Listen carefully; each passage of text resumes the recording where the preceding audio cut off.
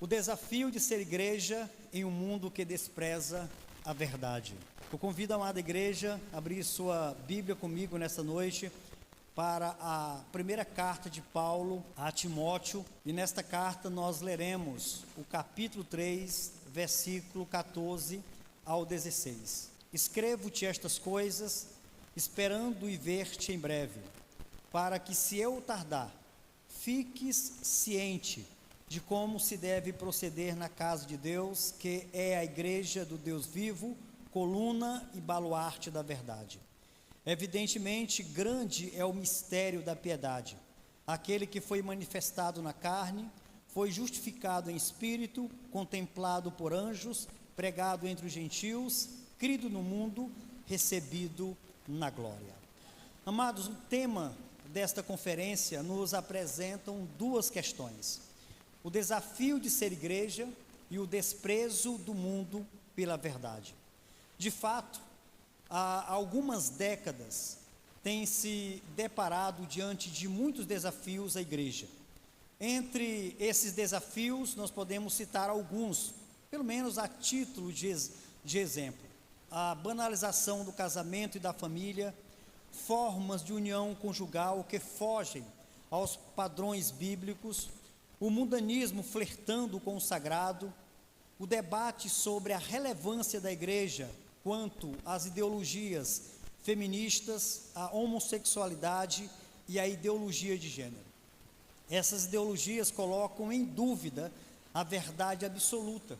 É claro que por trás disso está a relativização da verdade, que enfraquece a moral, confunde a identidade e afeta a estrutura da família.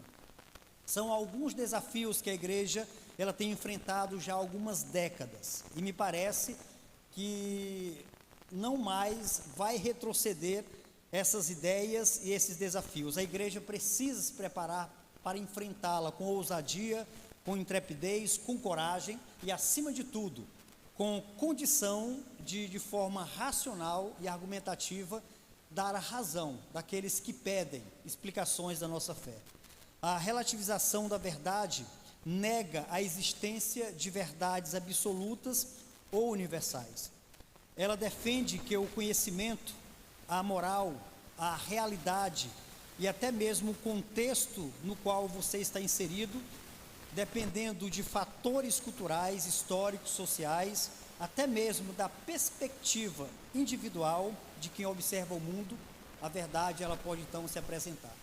Cada um tem a sua verdade, inclusive elas podem divergir, mas não somente divergir, até mesmo podem se contradizer, e ainda assim são consideradas e são aceitáveis e toleráveis.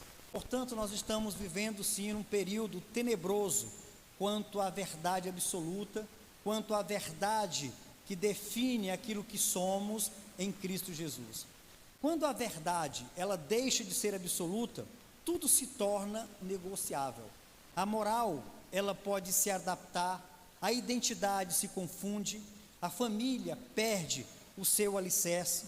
Toda ideologia que se afasta da verdade revelada em Cristo encontra a sua raiz na relativização da verdade, pois rejeita padrões absolutos estabelecidos por Deus. O desprezo pela verdade, amados irmãos, não é uma resistência casual. Na verdade, ao longo da história, o cristianismo tem estabelecido Jesus Cristo como uma verdade central e absoluta em nossas vidas a partir do Evangelho. Seus ensinamentos formam uma convicção que serve de alicerce estrutural para a moralidade, a ética baseada no amor ao próximo, a valorização da família como a instituição divina e também como cultivo da fé. O entendimento da fé e da conduta cristã apoia-se em verdades absolutas que guiam a vida diária dos seguidores de Jesus Cristo. Certamente, todos nós concordamos que teologicamente, na fé cristã, Jesus Cristo, Ele é o centro absoluto de toda a verdade. Sem Cristo, a moral ela se perde, a ética se corrompe e a família se enfraquece. Mas em Cristo, nós encontramos o padrão perfeito da verdade que sustenta todas as coisas. Cristo, ele não é apenas parte da verdade. Jesus Cristo, ele é a verdade. João 14,6. Quando ele responde a uma indagação de um dos seus discípulos, ele diz: eu sou a verdade. Portanto, nós podemos afirmar sem medo, quando a sociedade se afasta de Cristo, ela perde o referencial da verdade. Ao perder esse referencial, tudo se torna relativo e a verdade, ela deixa de ser absoluta. Outra observação é sobre o desprezo da verdade, que diz respeito ao mundo. O tema que nos foi apresentado nesta conferência é o desafio de ser igreja em um mundo que despreza a verdade. Então nós podemos observar sobre esse desprezo que o mundo tem para com a verdade. No Evangelho de João, em especial nas palavras de Jesus Cristo, nós encontramos a palavra mundo como um conceito de um sistema organizado que se opõe a Deus, que se opõe à luz e à verdade. Nós encontramos em João 15, do 18 ao 19, Cristo dizendo que se o mundo vos odeia, ou se o mundo odeia a comunidade que o segue, ainda em João 7,7 ele vai dizer: o mundo me odeia, porque dou testemunho de que as suas obras são más. Se o mundo odiou Cristo, certamente odiará a comunidade que o segue, certamente odiará aquele que adora o seu nome. Em João 3,19 nós encontramos ainda que os homens amaram mais as trevas do que a luz. João, ele vai trazer esse dualismo em seu evangelho: luz, trevas, amor, ódio, o mundo do alto, o mundo terreno. Ele vai trazer um dualismo, e nesse dualismo ele nos apresenta o ódio que o mundo sente por Deus, e de forma suprema, o ápice do ódio contra Jesus Cristo, ou contra Deus, foi exatamente quando decidiram matar o filho dele. É claro que tudo estava previsto, tudo já estava determinado, era necessário Jesus Cristo morrer, para que ele então pudesse garantir a salvação daqueles que Deus elegeu, predestinou, daqueles que Deus preparou para ser o seu povo. Ou seja, não é o mundo como criação, mas o mundo como sistema caído em rebelião contra Deus. O mundo não é apenas um lugar, é um sistema de ódio, de rebelião, que rejeita a verdade e manifesta esse ódio contra Deus. Quando lemos João 3,16 e lemos que Deus amou o mundo de maneira tal que deu o seu Filho para todo aquele que crer nele não morra, não pereça, parece-nos que a imagem é de alguém miserável, de mão erguida e pedindo misericórdia, mas na verdade a imagem de João 3,16 é de alguém de pé, de punho cerrado, de braço erguido e dizendo: eu te odeio. Não é apenas um pobre miserável pedindo misericórdia, mas é alguém dizendo: eu não preciso de ti, eu não preciso do Senhor, eu não careço do seu amor, eu não careço do seu perdão, na verdade eu te odeio. De maneira, amados irmãos, que esse mundo, em ódio contra Deus, também vai rejeitar a verdade absoluta relacionada ao seu Filho, ao Evangelho e à igreja que o representa neste mundo. A minha pergunta é: de que maneira a igreja deve enfrentar o desprezo do mundo pela verdade? Em um mundo que despreza a verdade, a igreja é chamada, é convocada a preservá-la. Como a igreja pode preservar a verdade? Quero apresentar aqui algumas respostas. Veremos que a igreja, ela deve preservar a verdade através dos seus atributos que a tornam igreja, que ela deve preservar a verdade também manifestando ou proclamando os atributos do Redentor da igreja, e por fim, enfrentando os falsos mestres, o falso ensino que deturpa, que deforma a igreja como o corpo de Cristo. O texto que nós lemos de 1 Timóteo capítulo 3, nós encontramos aqui o apóstolo dizendo que a igreja, ela é a coluna e baluarte da verdade. Esses atributos que Paulo apresenta, que caracterizam a igreja. Ele primeiro diz que a igreja é a casa de Deus, versículo 15. Essa é a primeira verdade que a igreja precisa preservar. É um fato que a igreja é a casa de Deus. É assim que Paulo apresenta. E o texto, ele é claro, de forma categórica. Ele diz: fiques ciente de como se deve proceder na casa de Deus, que é a igreja do Deus vivo. Essa é uma verdade inconteste, porém desprezada pelo mundo.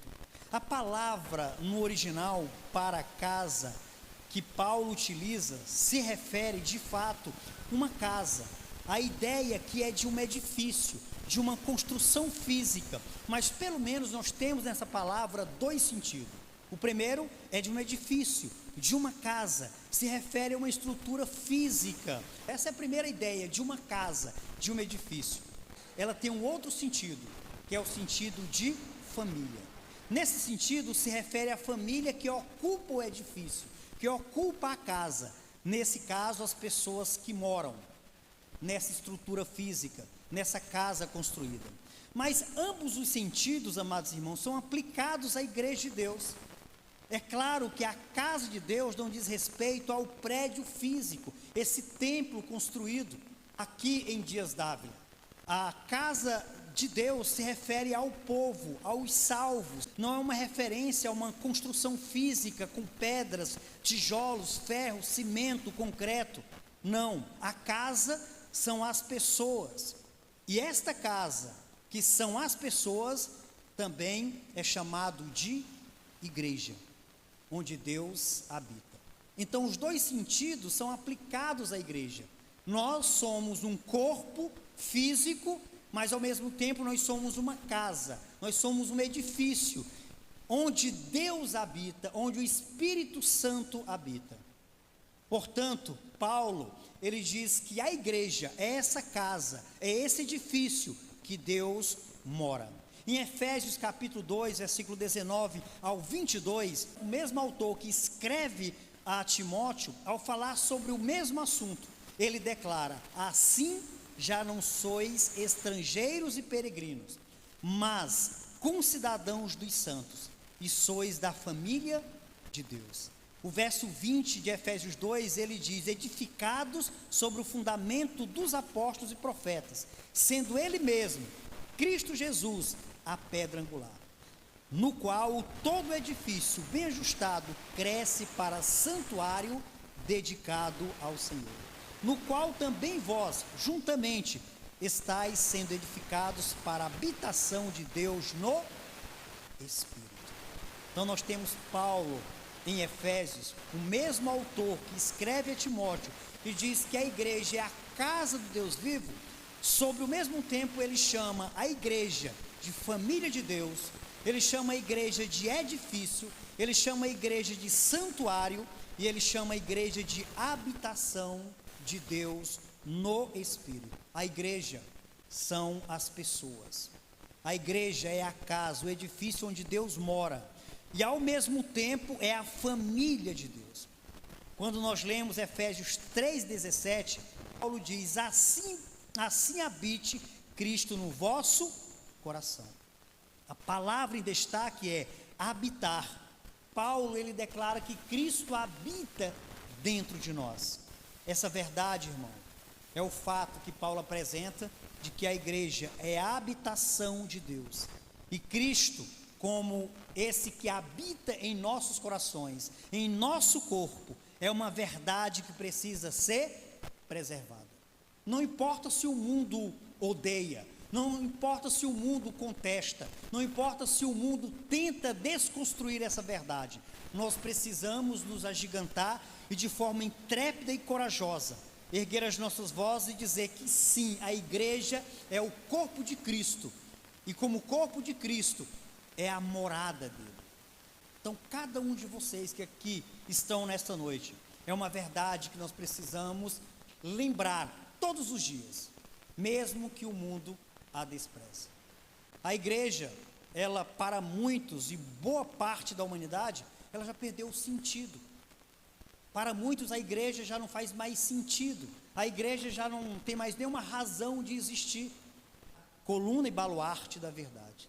Irmãos, o fundamento da igreja é Cristo, e Cristo, ele é a própria verdade, é a verdade personificada, é a verdade encarnada. Em 1 Coríntios 3:11, nós encontramos o seguinte registro: porque ninguém pode lançar outro fundamento além do que foi posto, o qual é Jesus Cristo. O fundamento da igreja é Cristo. João 14, Jesus, ele responde a seguinte indagação, e a resposta é contundente: eu sou o caminho, e a verdade, e a vida, ninguém vem ao Pai senão por mim. Sobre esta verdade, duas palavras são utilizadas de forma enfática e poderosa: coluna e baluarte. A palavra coluna, utilizada aqui por Paulo, irmãos, dentro do contexto da carta de Efésios, e dentro do contexto em que a igreja aos Efésios estava inserido, faz muito sentido.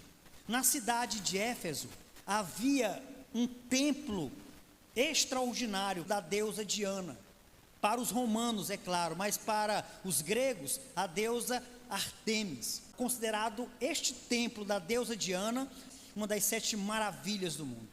O templo, ele tinha 127 colunas, feitas toda de mármore, continham pedras preciosas incrustadas e outras cobertas de ouro. Então, quando Paulo ele fala sobre coluna, dentro daquele contexto, é muito importante, porque a igreja, ela associava rapidamente o que Paulo estava passando, ou que mensagem ele entregava para a igreja. Era uma construção, uma estrutura colossal, chegando a medir o templo de Diana, quase 130 metros de comprimento, com a altura de 70 metros. Era um monumento, irmão, que poderia ser visto, de acordo com os historiadores, a quilômetros de distância. Era magnífico, além de ser também uma fonte de renda para a cidade.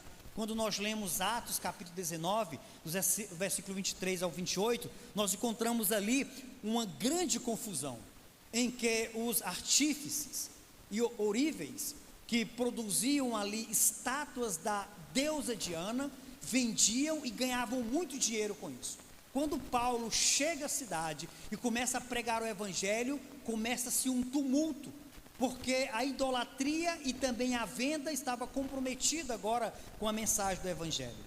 Então, quando Paulo ele fala sobre coluna, ele traz a ideia de que o verdadeiro edifício, a verdadeira casa, deveria ter colunas para erguê-la e colocar no topo mais alto daquela cidade. Não era o templo da deusa Diana, mas era a igreja do Deus vivo. Inclusive a palavra para Deus que modifica, não é apenas um Deus qualquer, mas é um Deus vivo, enquanto Diana era uma deusa morta, era uma deusa fabricada, era uma deusa construída com as mãos humanas, sem vida.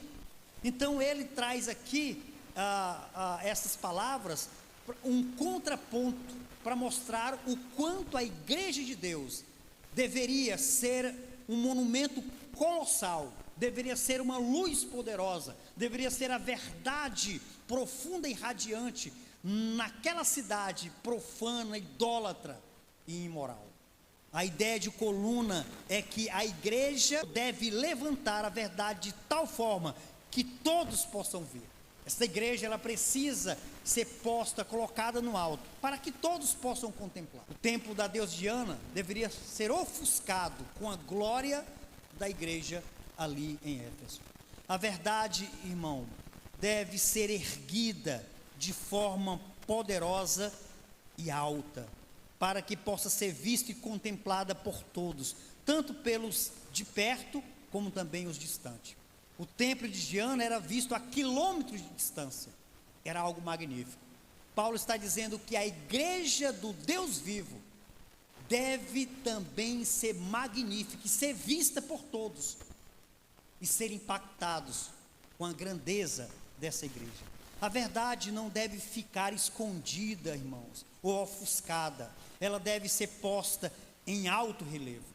A igreja, ela não deve ficar presa ou enclausurada entre quatro paredes. Como igreja que somos, devemos impactar aqueles que contemplam-nos como igreja. O meu vizinho deve ser impactado com a minha vida como igreja. O meu vizinho deve desejar ser o que eu sou.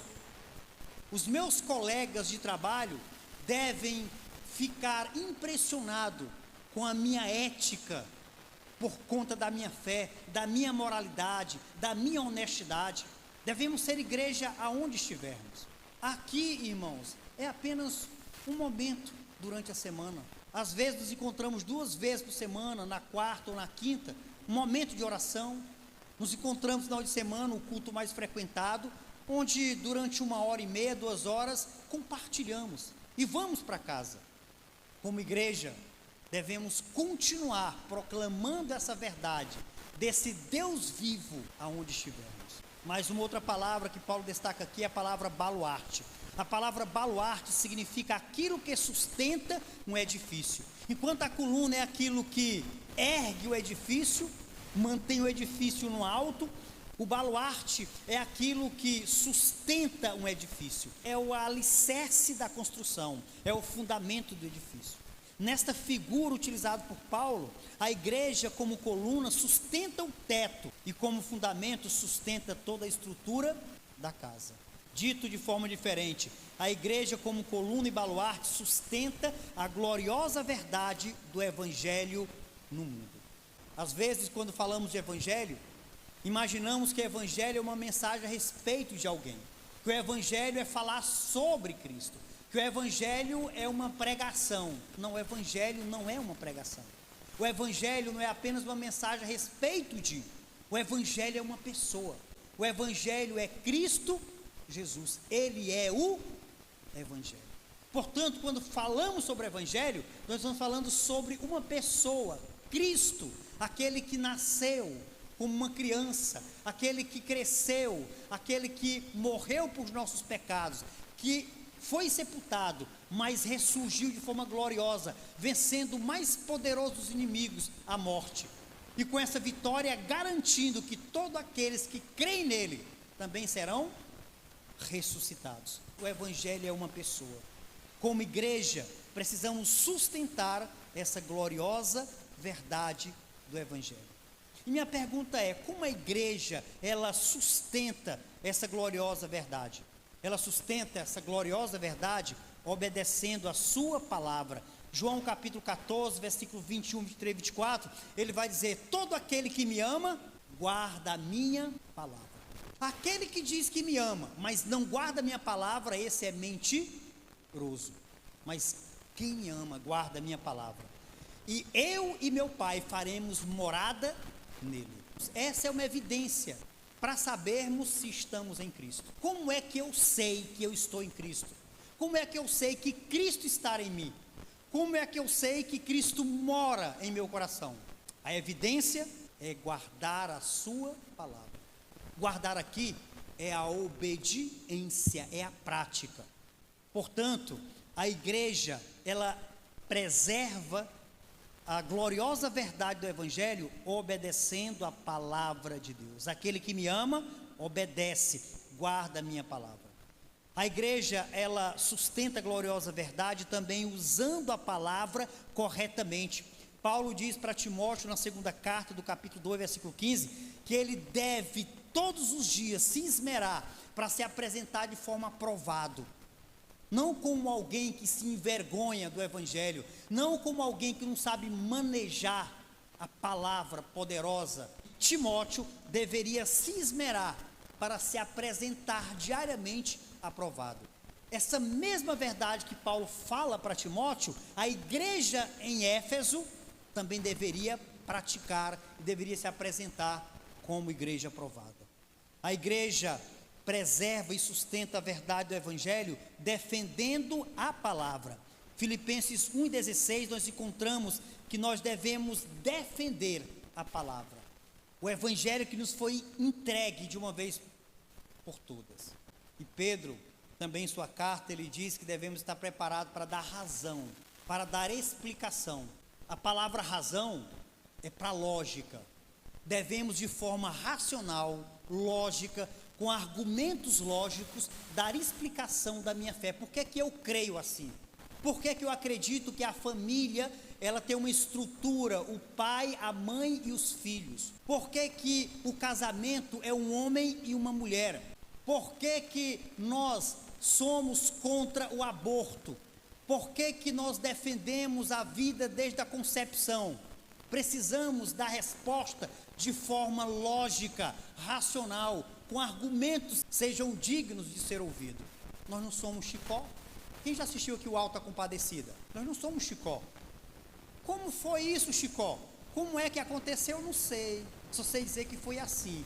Nosso argumento tem que ser um argumento lógico, um argumento que as pessoas, elas, pelo menos, parem e dêem atenção.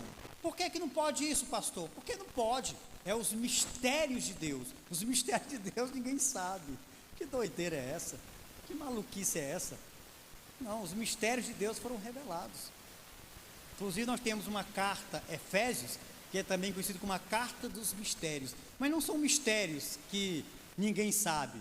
Na verdade, mistérios revelados. Não, irmãos, nós precisamos sim preservar a gloriosa verdade do Evangelho. Fazemos isso como igreja, obedecendo a palavra, usando a palavra corretamente, guardando a palavra no nosso coração e defendendo a palavra. A igreja, irmãos, tem duas funções a cumprir como coluna e baluarte. Como coluna, que é o fundamento, sustentar a verdade com firmeza, não deixando cair por terra sob o peso do falso ensino e da relativização da verdade, mas também como coluna, mantê-las nas alturas, de modo que não fique escondida no mundo. Como a igreja, ela preserva a verdade neste mundo que a despreza? Primeiro, a igreja preserva a verdade, preservando os atributos da igreja.